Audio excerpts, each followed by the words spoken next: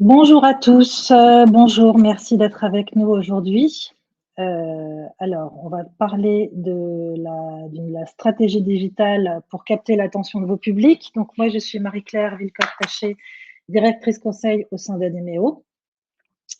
Je vais déjà vous parler un petit peu de l'agence, de qui on est. On est une agence digitale parisienne qui a plus de 15 ans d'expérience aujourd'hui et qui est située sur tout le territoire français. En fait, on travaille sur des dispositifs digitaux. Ça va de la refonte du site, de création d'applications, jusqu'à des programmes d'inbound, de SEO, de SIA, avec tout ce qui va derrière et avec un vrai accompagnement du changement. On a 4 pôles au sein de l'agence. Un pôle conseil dont je fais partie, qui va travailler sur toute la partie audit de l'existant, études utilisateurs, de la stratégie. On a un studio design et d'innovation avec des recherches utilisateurs, du design thinking, des prototypages et des tests, évidemment, et évidemment de la création graphique. On fait aussi de la production technique, site internet, du commerce, des applications mobiles, des intranets évidemment. On fait aussi de la maintenance, on a un gros pôle de maintenance. Et on a aussi un pôle marketing digital qui va travailler sur tout ce qui est CRM, référencement, SEO, des campagnes SIA, de l'inbound marketing, des réseaux sociaux, de l'analytics, voilà, toutes ces choses-là, on les fait au sein de l'agence. Et évidemment, on fait aussi la partie éditoriale parce que la partie éditoriale est vraiment liée très, très fortement à tout ce qui est dispositif digital. Alors, je vais juste couper ma caméra pour être sûre d'avoir bien de la bonne passante. J'espère que vous m'entendez bien. Ah, je vais augmenter le son alors, très bien. Est-ce que c'est bon pour tout le monde? Alors, aujourd'hui, le but, c'est de parler de la stratégie digitale parce qu'elle joue un rôle capital dans la relation avec vos clients. En fait, ça va vous permettre d'être plus proche de vos cibles et ça va vous permettre de construire dès le début une présence digitale qui va être différenciante, efficace et pertinente. Les stratégies éditoriales et aussi le brand content sont évidemment de bons atouts pour travailler une relation client qui soit pérenne et qui soit de proximité. Et ce qu'on va voir aujourd'hui, c'est qu'en connaissant bien votre cible et en produisant un contenu pertinent et légitime par rapport aux attentes de cette cible, votre marque sera présente tout au long du parcours. Alors, moi, ce que je vais voir aujourd'hui avec vous, c'est comment définir la stratégie de contenu et réussir sa mise en œuvre opérationnelle. On va commencer déjà par savoir pourquoi on fait une stratégie éditoriale, en fait. À quoi ça sert une stratégie éditoriale? Ça sert, en fait, à développer le business, tout simplement, que ça soit pour une marque institutionnelle ou une marque de grande consommation ou une marque commerciale. C'est acquérir de nouveaux prospects. C'est évidemment augmenter la visibilité et la notoriété. C'est apporter de la cohérence à la marque. C'est améliorer la relation client. Ça va vous permettre de vous démarquer. Ça va vous permettre d'améliorer la fidélisation, évidemment de vendre, mais il y a un point aussi qu'on oublie, mais qu'il ne faut pas oublier, c'est tout le discours autour de la marque employeur avec le recrutement. Et ça, ce qui est important, c'est vraiment quel que soit le type de message à transmettre. Donc aujourd'hui, on va vraiment se baser sur la communication digitale parce que nous, c'est notre cœur d'expertise, mais sachez que la stratégie éditoriale, elle va infuser en fait sur tous les types de messages, que ce soit du branding, de la publicité, de la communication corporate, de la communication territoriale, du marketing et un discours de marque employeur, comme je disais tout à l'heure. Donc ça, c'est vraiment ensuite sur tous les supports. Et une stratégie éditoriale, c'est un alliage subtil entre le fond, c'est-à-dire le message, la forme, la façon dont il va être mis en forme, et la manière de transmettre via un canal, un média, un support. C'est ce qu'on va voir aujourd'hui. Je voudrais déjà parler d'exemples concrets, ça va permettre de nous immerger dans le sujet, de vous montrer ce que ça donne. Alors j'ai pris 3 exemples. J'ai pris par exemple Petit Bateau. Petit Bateau, c'est une marque que vous connaissez, j'imagine. Donc vêtements, plutôt enfants, bébés, aussi adultes. Ils sont très, très, très engagés sur la partie responsabilité liée à l'environnement. Eux, la stratégie éditoriale qu'ils ont prise, c'est dans le champ sémantique d'un engagement très fort. On a des verbes d'action que vous voyez là, ça c'est sur le site internet. Donc, des points d'exclamation, des mots forts, engagement, aidez-nous à vous gâter, déjà, enfin voilà, il y a vraiment un terme, des terminologies qui sont fortes, qui sont militantes. Sur la partie ensuite réseaux sociaux, c'est repris, ces éléments de langage sont repris. On a encore des changer des verbes d'action, 70%, on a voilà, c'est vraiment un univers sémantique en fait qui est vraiment lié autour de l'engagement et du militantisme. Ça, c'est vraiment la stratégie éditoriale qu'il a mis et elle infuse sur tous les canaux.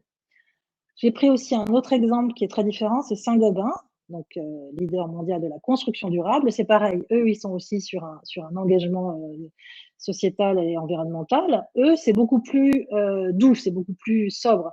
Ils sont dans des termes beaucoup plus précis, c'est très rédigé, c'est moins militant, mais c'est quand même très rationnel et on a plein de champs sémantiques autour de ça. Donc construction durable, engagé pour la planète, la fondation aussi qui est vraiment sur l'engagement auprès des publics et des publics autistes. Voilà, il y a ce point-là. Et vous allez voir que dans la partie réseaux sociaux, c'est pareil. On retrouve, alors là, c'est en anglais, ils communiquent en anglais sur la partie réseaux sociaux corporate, mais c'est pareil. On est aussi sur des messages très écrits avec un champ sémantique qui tourne vraiment autour de la responsabilité sociale. Et même quand on parle de marque employeur, il y a aussi ce souci d'avoir des gens qui sont très concernés par le sujet de l'environnement. Voilà, donc ça, c'est pareil, c'est aussi une stratégie éditoriale qui est mise en place. Et le troisième exemple que je vous ai pris, c'est Danone. Donc Danone, là, on est sur la partie marque employeur. Et Danone a joué la carte de la chaleur, de la proximité, avec des termes qui parlent à toutes les populations et évidemment les jeunes, parce qu'ils ont besoin aussi de recruter très jeunes. Donc c'est l'aventure qui va commencer ici, c'est le sortir du cadre, voilà, c'est des terminologies. Rencontrez-nous, il y a le nous très inclusif. Sur la partie réseaux sociaux, c'est pareil, ils sont aussi sur découvrez votre culture, au cas où un paquet de mouchoirs, voilà, il y a des termes qui sont très proches, très enveloppants et qui sont aussi du langage parlé de la vie quotidienne. Donc tout ça fait partie de la stratégie éditoriale qui a été mise en place et on va décortiquer comment ça peut être mis en place pour vous. Donc ce que vous voyez là, c'est qu'il y a un intérêt à travailler la forme, évidemment, et le fond, parce que le contexte le demande. Alors ça, c'est important de le prendre en compte.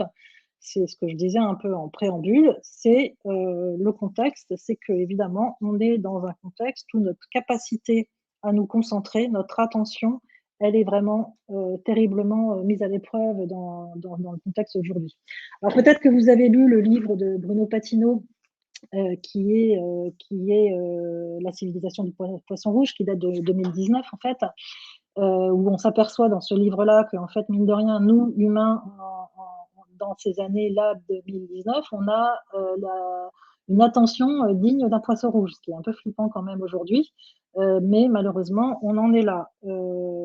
Et ça, c'est tout ce qu'on appelle l'économie de l'attention. Donc l'économie de l'attention, c'est pas nouveau. Hein. Il y avait aussi en 2004 Patrick Lelay qui nous avait dit, l'ancien président directeur général de TF1, hein, qui avait dit ce que nous vendons, c'est du temps de cerveau humain disponible, évidemment. Le message était très clair. Donc, les médias fournissent un contenu qui capte l'attention dans le sens dans le but de nous rendre réceptifs aux messages publicitaires. Alors, évidemment, maintenant, on est beaucoup plus sollicité parce qu'en 2004, il n'y avait pas tout ce qu'il y a aujourd'hui en termes de réseaux sociaux, de notifs, de sollicitations de tout poil, de sondages, de donner votre avis qui peut y avoir aujourd'hui. Donc, on est vraiment dans un monde qui est terrible et il faut vraiment le prendre en compte en fait dans le travail qu'on va faire sur la stratégie éditoriale parce que effectivement, nous, pauvres humains, on est vraiment happés par tout ce qui se passe autour. Là, c'est des chiffres d'une étude de Statista qui montre qu'est-ce que c'est une minute sur Internet en 2021. Sachez qu'en plus, en 2021, c'était en pleine pandémie, donc on était très, très, très captifs. Et donc, on était encore moins concentré qu'on pouvait l'être avant et qu'on peut l'être encore aujourd'hui. C'était vraiment très, très particulier, mais ça montre en fait cette multiplication des médias. C'est aussi ça le débat. Hein. C'est pas que à l'époque on avait quelques chaînes plus, mais maintenant plus Internet. Maintenant, on a les chaînes, Internet et plus tous les outils de réseaux sociaux qu'il peut y avoir autour de nous et qui nous sollicitent jour après jour. Donc, cette tendance à l'implosion, on appelle ça de l'obésité informationnelle, c'est pas pour aider les marques dans la prise de parole qu'ils doivent faire aujourd'hui.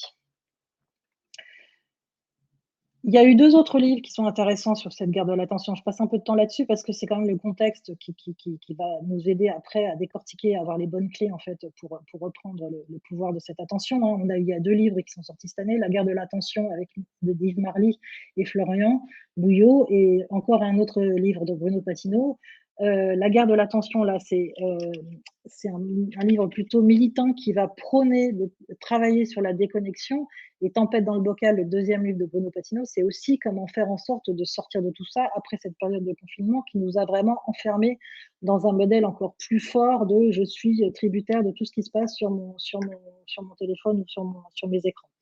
Donc ces points-là, c'est important en fait parce qu'il y a quand même aujourd'hui, on voit qu'il y a une tendance à la déconnexion. Est-ce que ça va vous aider vous après à reprendre la parole? Donc de toute façon, ça ne peut que vous aider, mais il faut savoir aussi qu'on est dans ce monde avec ces problèmes aussi environnementaux et écologiques qui arrivent là aujourd'hui, en se disant peut-être qu'il faut moins consommer, peut-être qu'il faut moins regarder les écrans, peut-être qu'il faut être moins sollicité.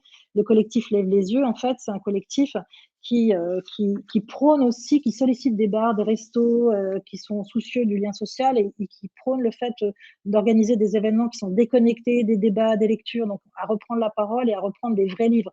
Par exemple, le livre dont je vous parlais tout à l'heure sur la guerre de l'attention, il n'est pas en livre électronique, il est que en livre papier, justement pour faire le pont et vraiment être pertinent par rapport à leur démarche. Donc, j'ai fait ce lien avec tout ce sujet de l'humain, en fait, et du contexte dans lequel il peut être, parce que c'est l'humain, nous, qui nous intéresse, et c'est à l'humain qu'on va parler. Maintenant, je vais faire un autre focus qui est à prendre en compte. L'humain que vous avez en face de vous, qui doit lire tout ce que vous allez lui écrire. Ce qu'il faut savoir, c'est qu'il y a 41% des Français qui se retrouvent confrontés à des textes qu'ils ne comprennent pas. Ça, c'est une étude Occurrence 2018. Il y en a un tiers seulement qui dit comprendre les phrases les plus complexes. Ça se rapporte aux 20% de gens qui sont en études supérieures dans la population française.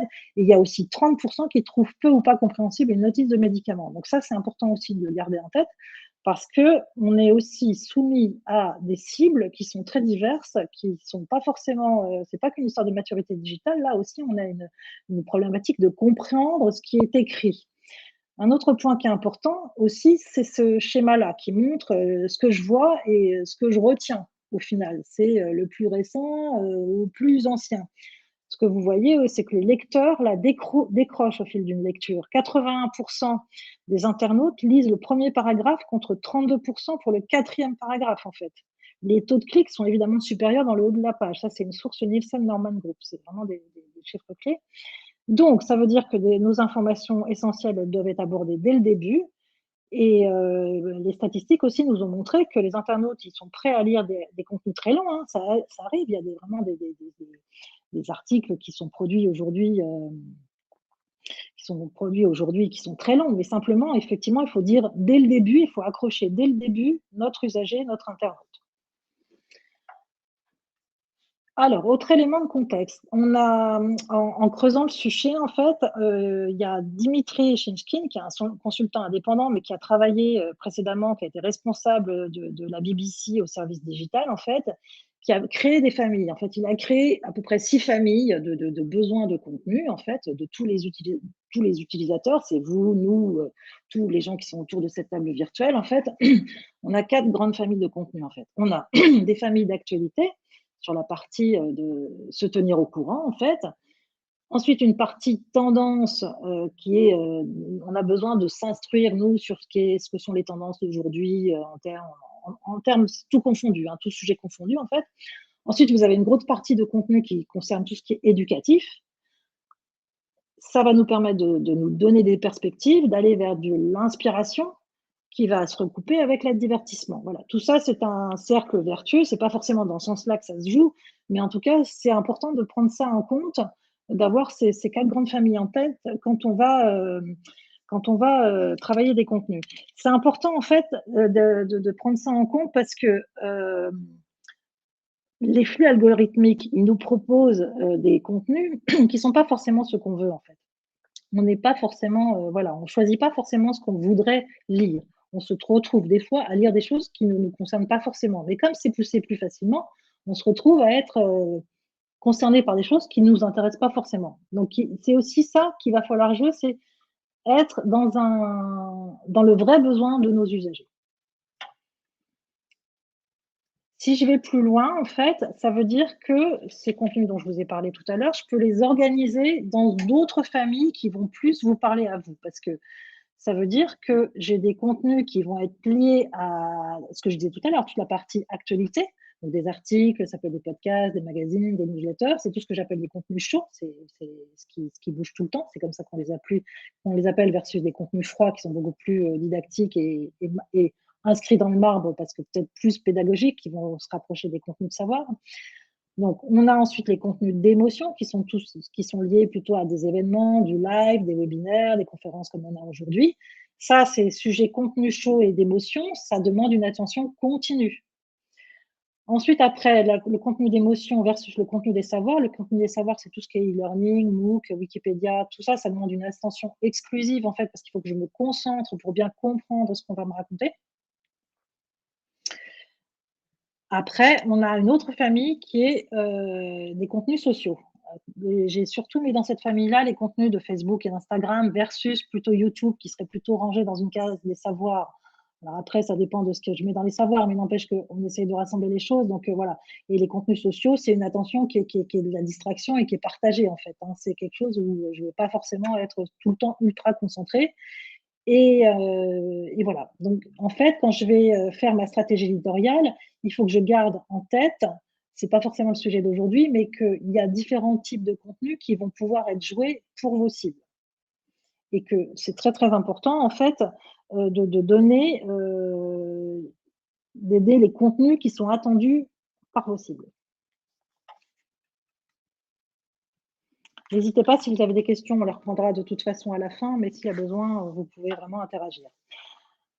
Alors, comment agir sur tout ça? Comment faire? Alors, une stratégie éditoriale, elle concerne des contenus principalement.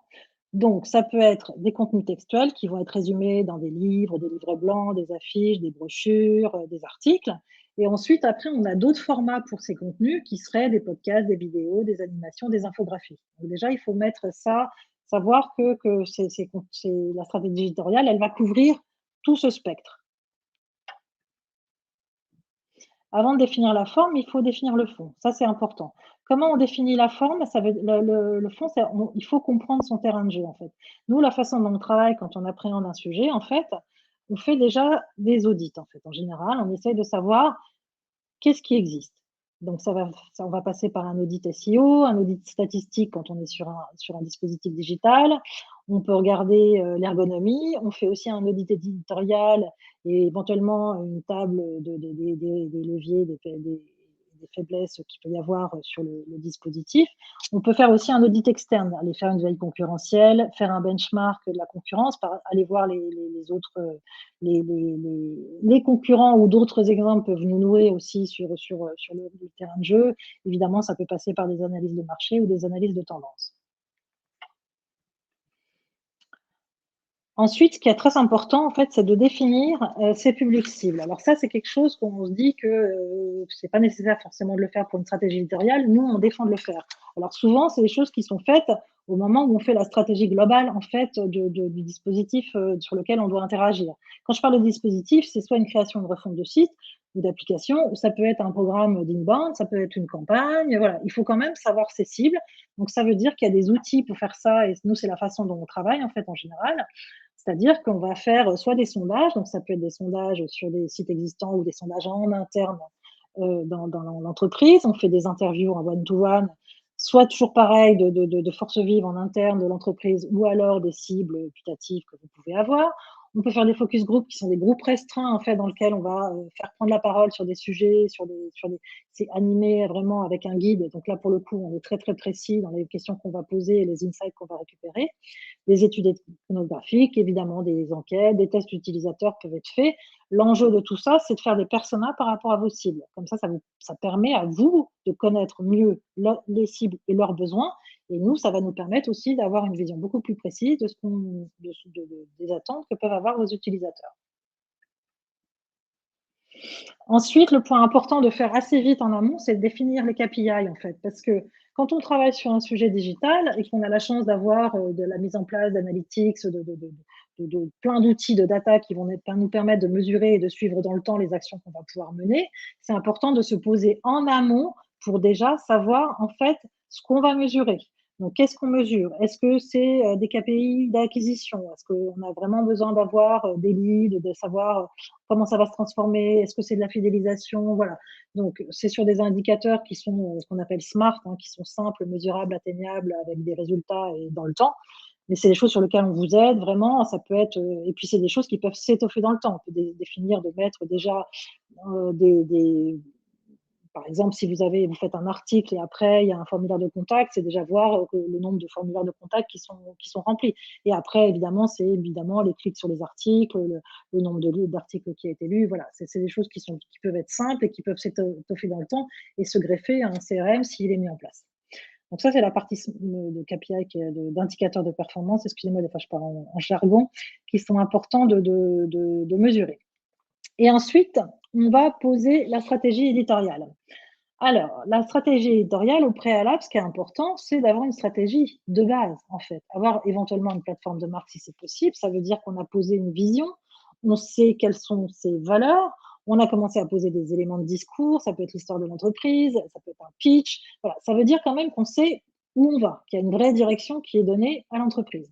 Alors, pour vous expliquer, en fait, que vous compreniez bien, en fait, ce dont on parle, j'ai repris l'exemple de Danone. Donc c'est un exemple assez emblématique parce qu'ils ont vécu une crise il n'y a pas très longtemps avec un changement de direction. Comment ils en parlent, en fait? Eux, ils en parlent d'une manière assez haute dans le site institutionnel avec le nouveau Danone. On est parti d'un existant qui était, une société de ce type-là et on a fait un reset total parce qu'on s'est vu que financièrement et que au niveau organisationnel, au niveau culture, ça n'allait pas forcément comme on voulait. Donc on a refait un nouveau plan avec 4 leviers et des points d'appui sur la culture, le sujet de l'environnement et tout ce qui est savoir. Donc ça, c'est la stratégie d'entreprise. Et en fait, après, vous avez vu comment ça infuse dans la stratégie même qu'on voyait sur la partie marque employeur. Donc ça, c'est la stratégie de base. Une fois qu'on l'a, on peut commencer à poser la stratégie éditoriale. La stratégie éditoriale, elle va se matérialiser parce que il y a des outils derrière, hein, c'est pas que on va décider des choses. C'est la mise en place d'une charte éditoriale et des outils de suivi dans le temps. Parce qu'il y a un temps de mise en place et puis après, il y a un temps de je suis et je mesure ce qui va se passer pour la suite. Alors, la définition de la ligne éditoriale. La charte éditoriale, c'est un document de référence pour la production de vos contenus. C'est-à-dire que ça va permettre d'uniformiser les prises de parole, valoriser l'identité. Ça, c'est aussi, ça fait pont avec ce que je racontais tout à l'heure sur le fait d'avoir une stratégie. Parce que si on n'a pas de levier sur lequel pouvoir s'accrocher quand on va commencer à dérouler, ça va être un petit peu gênant. C'est là qu'on va voir qu'il y a des manques et que peut-être il va falloir se poser pour rappeler quelles sont les valeurs sur lesquelles je peux m'appuyer. Donc c'est important vraiment d'avoir des éléments de stratégie en amont. Et ensuite, c'est un vrai guide pratique, une charte éditoriale. C'est-à-dire que dedans, il y a des exemples très concrets de rédaction. Ensuite, la charte éditoriale, elle contient le ton, le champ sémantique sur lequel vous allez avoir. Est-ce qu'on parle de nous? Est-ce qu'on va parler de verbes d'action? De quel type de proximité? Est-ce que je, nous, vous? Voilà, c'est des choses, c'est les conventions d'écriture qu'on va mettre en place. Évidemment, les recommandations pour déployer le ton et des recommandations aussi pour favoriser une écriture web et SEO. Parce que ce que je n'ai pas encore dit, en fait, je vais en parler un petit peu plus tard, c'est que la partie SEO, elle est importante dans l'écriture web. Évidemment, c'est vraiment un des leviers qui est incontournable et que maintenant, tout rédacteur web qui se respecte sait très, très bien comment ça se passe et va vous alerter sur ce genre de points. Donc ça, ça fait partie de tout ça dans la charte éditoriale. Donc c'est un document qui est à la fois institutionnel, mais aussi très pratico-pratique avec des vrais exemples que vous allez pouvoir diffuser en interne auprès de vos équipes ou auprès de rédacteurs externes éventuellement si vous vous appuyez sur des rédacteurs externes pour travailler. Comment on fait une charte éditoriale? En fait, enfin, nous, la façon dont on travaille à l'agence pour produire une charte éditoriale, c'est un atelier de travail commun avec toutes les forces vives nécessaires. Donc, c'est direction de communication, le marketing, s'il y a besoin, le pool de rédacteurs en interne que vous pouvez avoir. C'est bien d'avoir une équipe assez complète avec embarquer déjà même tous les gens qui vont devoir interagir parce que comme ça leur fait ils deviennent ambassadeurs en fait du futur travail à mener. Dans cet atelier, on fait des exercices très pratiques pour vous projeter, je vous en parlerai tout à l'heure, j'ai quelques exemples. On vous montre aussi des éléments de benchmark parce que ça va vous permettre de vous aider à vous décider, surtout sur des histoires de ton éditorial, par exemple, en vous montrant tel et tel et tel exemple. On fait ensuite, nous, un travail en chambre qui est vraiment réalisé par le consultant éditorial qui va permettre d'écrire ce document. Ensuite, il y a évidemment des allers-retours avec vous pour bien vérifier que tout va bien, qu'on est vraiment dans la bonne disposition. Ensuite, on peut faire une formation de vos équipes. On peut aussi mettre en place un coaching pendant le temps de la production des contenus, si on est en création ou refonte de dispositifs ou de campagne. Voilà, c'est des choses qu'on peut faire, on vous accompagne. C'est-à-dire qu'on se dit qu'on donne un rythme de réunion tous les 15 jours, 3 semaines, voir ce qui a été fait, recorriger éventuellement, ou ça peut être juste une nouvelle séance de formation si on a besoin de faire une piqûre de rappel. Voilà, donc ça, c'est la partie charte éditoriale qui vous permet d'avoir un livrable. Ce qu'on va aussi voir dans la charte éditoriale, ce qui est important, c'est des niveaux de messages. Ce qu'on a vu tout à l'heure, c'est que on travaille sur les cibles. Les cibles, vous n'en avez pas qu'une, en fait. En général, il y en a plusieurs. Donc, en fait, ce qui est important de prendre en compte dans cette charte, c'est les niveaux de messages versus nos différentes cibles et leurs différentes maturités. Ce que je vous disais tout à l'heure par rapport à la clarté des messages. En fait, nous, ce qu'on préconise, c'est des fois, quand on est sur des dispositifs dans lesquels il y a plein de cibles et qu'il y a des cibles qui ont besoin d'une aide très pratico-pratique, très simple, très didactique, de parler en langage clair, le FALC comme on l'appelle. Donc ça, c'est aussi des éléments de langage qu'il faut récupérer dans la charte éditoriale pour que les rédacteurs, s'ils ont besoin de produire des contenus de type FALC, ils puissent les produire très rapidement. Il y a aussi des fois des préconisations qu'on peut faire sur l'incarnation d'un message. C'est-à-dire que vous pouvez décider de mettre des témoignages clients, usagers dans votre site. Donc c'est pareil, c'est comment je prends la parole sur ce genre de choses. Quel est le champ sémantique que je vais utiliser? Est-ce que je vais dire le je, le nous? Voilà. Donc ça fait partie aussi des exemples qui peuvent être mis en place dans une charte qui vont vous aider à justement produire ensuite les contenus. Ça, c'est des exemples, ce que je vous montre à l'écran, c'est des exemples très concrets de questions qu'on pose en atelier pour créer une charte éditoriale. Si votre site web était une personne, elle serait gna gna gna. Donc ça, c'est des outils en ligne dans lesquels les gens peuvent interagir en direct live, que ce soit des séances en présentiel ou en distanciel. Ça nous permet d'organiser des choses. Et ça va nous aider à construire le ton dont je parlais tout à l'heure, ou les mots-clés, ou l'univers de mots sémantiques. Un exemple de benchmark qu'on peut montrer, donc ça, par exemple, c'était pour un site de métropole, c'est d'avoir un exemple qui vous montre que là, pour cet exemple, on pose une réponse à la question dès le début du texte. Ensuite, à l'intérieur de la page, on a un contenu dense mais très structuré avec des niveaux de titres, un sommaire pour donner une vision globale. Donc ça, c'est un exemple de benchmark qu'on peut montrer. Ensuite, il y a les outils de la production de contenu. Donc, je parle de la production de contenu pour tout support, hein, que ce soit pour une refonte ou pour un programme, une campagne. Dans une refonte, on peut produire une grille de screening des contenus qui permet de passer en revue l'ensemble des contenus pour voir ce qu'on supprime, ce qu'on garde et ce qu'on réécrit. On a évidemment les gabarits de pages, les prototypes de pages qui vont nous servir. Et ça, c'est des prototypes de pages, soit d'emailing, soit de newsletter, ou soit de pages de site web, s'il y a besoin pour vraiment avoir la structure H1, H2, H3 qu'il peut y avoir sur les pages. Et une matrice, c'est un fichier qui nous permet de préparer en fait la future rédaction avec déjà les niveaux, sous-niveaux dont vous allez avoir besoin. Et aussi l'orientation qu'il peut y avoir. Est-ce que c'est une orientation patient parce que c'est un langage qui doit être simple ou plus expérimenté? Le but, c'est d'arriver à ça, en fait. Voilà, vous avez un texte Word tout simple, bêta soul. Et c'est quoi les niveaux de hiérarchie que je donne dans la matrice? Ça, c'est un exemple de matrice en deuxième position.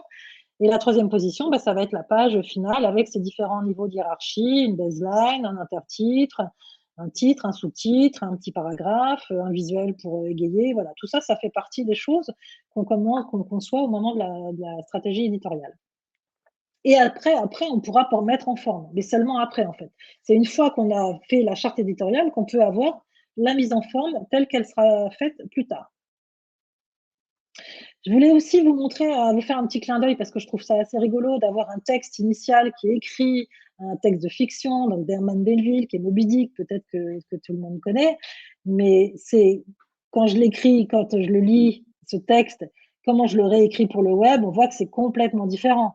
Parce que le texte optimisé pour le web, il va condenser, il va aller à l'essentiel. quand je sens s'abaisser le point de mes lèvres, quand s'installe en mon âme le crachin d'un humide novembre, quand je me surprends à faire halte devant l'échoppe du fabricant de cercueils, ça devient je dois aller en mer quand je suis déprimée, mélancolique, je m'arrête devant les fabricants de cercueils, je suis les enterrements que je croise. C'est vraiment important d'avoir ça aussi en tête sur la côté écriture. Donc ça, c'est des principes d'écriture qui sont initiés soit dans des formations si vous avez une équipe éditoriale, ou en tout cas, nous, c'est ce qu'on va vous préconiser quand on va travailler sur de la rédaction, quel que soit le support final. Alors, le SEO, c'est important, le SEO, parce qu'aujourd'hui, en fait, la qualité du référencement, elle passe avant tout par le contenu. Ça, j'imagine que vous le savez. Et les textes doivent être rédigés dans un langage naturel en pensant au lecteur avant tout et non au moteur de recherche. Et la richesse sémantique d'un texte, c'est la clé pour la suite. Donc là, ce que je vous ai mis comme schéma, ce que vous voyez, c'est que 20% du trafic d'un site, c'est la courte traîne. Il provient d'un nombre réduit de mots-clés très souvent saisis par les internautes.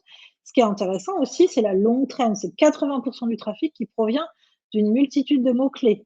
Et la longue traîne, c'est des mots-clés plus précis, souvent plus longs. C'est un potentiel quasiment infini à exploiter. Donc ça, c'est très important aussi pour vous, parce que mine de rien, ça veut dire que vos concurrents ne vont pas sur ce terrain-là. Donc c'est vraiment important de le garder en tête. Et que, par exemple, si la taille moyenne d'une requête est de 4 mots, ça favorise aussi la logique de longue traîne. Voilà, donc ça fait partie des points, justement, quand vous parlez d'audit SEO en amont, quand on fait l'audit SEO, on travaille sur ces mots-clés, les trigrammes, les qualigrammes, pour voir justement quels sont les mots-clés qui sortent à 1, 2, 3, 4 mots-clés, pour ensuite vous conseiller dans la partie rédactionnelle de bien rebondir là-dessus et de travailler évidemment aussi sur cette longue traîne. Donc ça, c'est un point incontournable et c'est des choses aussi qui sont dans la stratégie éditoriale quand on parle de digital, évidemment. Et ensuite, pour finir, il y a animer la stratégie dans le temps avec la gouvernance et la mesure de tout ça. La mesure, c'est par rapport à ce que je vous disais tout à l'heure en amont. On a défini des indicateurs de performance et ensuite on va les suivre dans le temps à un rythme prédéfini mais régulier qui vous permet de voir si les contenus sont toujours bien adaptés, bien lus, s'il faut les revoir, si la pertinence des mots-clés est toujours là ou s'il faut la bouger un petit peu dans le temps. Et pour ça, il y a des outils en parallèle qui vont nous aider. Donc évidemment, un comité éditorial, avec des réunions hebdo-mensuelles pour faire intervenir tous les acteurs et passer en revue les sujets de la grille éditoriale. La grille de publication éditoriale, elle fait monter les sujets identifiés par les différents contributeurs que vous pouvez avoir, parce que des fois, dans des entreprises, il y a différents services, la presse, les communications internes, externes, les réseaux sociaux, les community managers, tout ça, qu'il faut animer et il faut qu'ils soient tous dans le même bain. Avec ce document, il permet de structurer les traitements à prévoir, il cadence les moments de communication, il peut servir de socle à tous les rendez-vous. C'est vraiment un outil qui est vraiment incontournable pour nous et qui peut se greffer à un calendrier de publication de réseaux sociaux, par exemple. Hein. Mais c'est important d'avoir une vision globale, surtout quand on est à la tête d'un service de communication. Et évidemment, les matrices de contenu dont je parlais tout à l'heure, ils perdurent parce qu'il faut que toujours les rédacteurs, externes ou internes, aient des supports pour rester dans le mood de ce qui a été produit dans la charte. Tout ça pour devenir à l'égal des médias digitaux, en fait, parce que mine de rien, le fond, la forme dont je vous parlais, c'est important et c'est la ligne directrice éditoriale. Elle va définir un ton, un champ sémantique qui vous correspond, qui est vraiment vous. Donc là, j'ai pris des médias très forts graphiquement, mais aussi qui ont une terminologie, un champ sémantique très, très important. Donc, c'est des choix qui se font au moment de la stratégie, tout ça, et qui est facteur de succès et d'engagement de vos différents publics. Comment on peut vous aider pour finir? Nous, évidemment, on est à l'aise sur tous ces sujets-là, aussi bien dans la partie analyse et audit, d'analyser, de cartographier, de faire des audits, des recherches de cibles et de besoins utilisateurs, à l'aide d'ateliers ou de prise en compte de tout ce que vous avez comme matériel à disposition. Évidemment, définir une stratégie éditoriale digitale, c'est incontournable, avec évidemment les indicateurs de performance dont je parlais tout à l'heure. On peut former les équipes au début, au moyen, au milieu ou à la fin d'un programme. Et ensuite, c'est mettre en place une stratégie des moyens via un coaching et une formation éditoriale qui peut être adaptée aussi bien à la partie SEO. On peut aussi faire une formation éditoriale accessibilité, parce que j'en ai pas parlé de ça, mais ça rejoint le sujet de parler clair, de parler du FALC. Mais l'accessibilité, ça va un cran plus loin et c'est assez partie prenante de tout cela, de vraiment former vos rédacteurs sur ces sujets. Évidemment, créer et adapter des outils que vous avez en existant pour tout ce qui est outils de publication, que ce soit sur le site web, des blogs, des réseaux sociaux, de l'inbound. Évidemment, rédiger s'il y a besoin, quel que soit le style, quel que soit le secteur d'activité, et faire une gouvernance déléguée s'il y a besoin aussi, animer des copies d'éditoriaux si vous n'avez personne en interne. Voilà, donc je ne sais pas si vous avez des questions. Moi, j'ai fini ma partie. Je suis à votre disposition pendant quelques minutes là, si vous avez des questions. On peut aussi de toute façon, vous répondre, à part parce que vous allez recevoir de toute façon, le replay de ce webinaire que vous pourrez regarder et repartager. On peut vous mettre à disposition, vous avez un bouton aussi où dans lequel vous pouvez prendre contact avec nous, si vous avez un sujet chaud à partager avec nous. Voilà, je suis à votre disposition. Les prochains webinaires qu'on fait, alors il y en a un le 19 mai sur les campagnes Google Ads et on en refait un le début juin sur une deuxième partie d'éco-conception qu'on avait déjà fait la semaine dernière, là où on va rentrer, dans un message beaucoup plus pratico-pratique sur les bonnes pratiques pour réussir un projet, digital et diminuer son empreinte environnementale.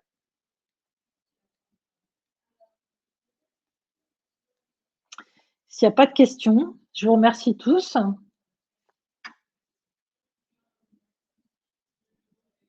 Est-ce qu'on travaille en anglais? Tout à fait. Oui, oui, on travaille effectivement, on peut travailler en anglais. On a on a des consultants éditoriaux qui peuvent travailler, en anglais, si c'est nécessaire, évidemment.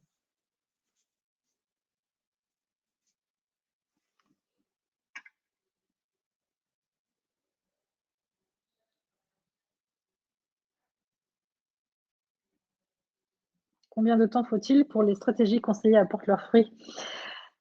Tout dépend dans quel contexte on est, en fait.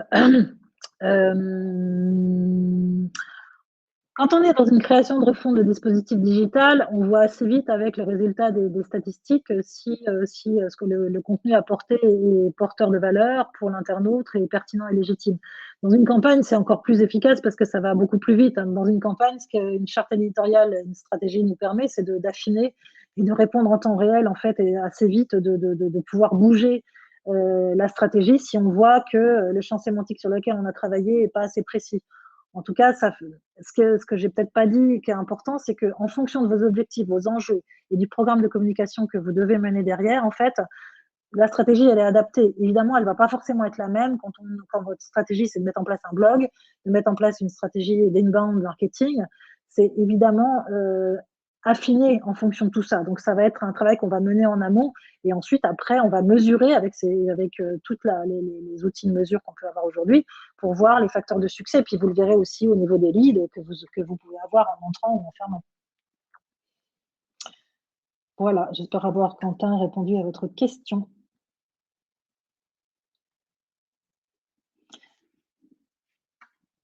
Merci. Merci Quentin, merci à tous. Merci beaucoup. À disposition si vous avez des questions de toute façon, comme l'a dit Emmanuel dans le chat. Vous allez recevoir la présentation et je suis à votre disposition si jamais vous avez d'autres besoins. Merci, à très bientôt.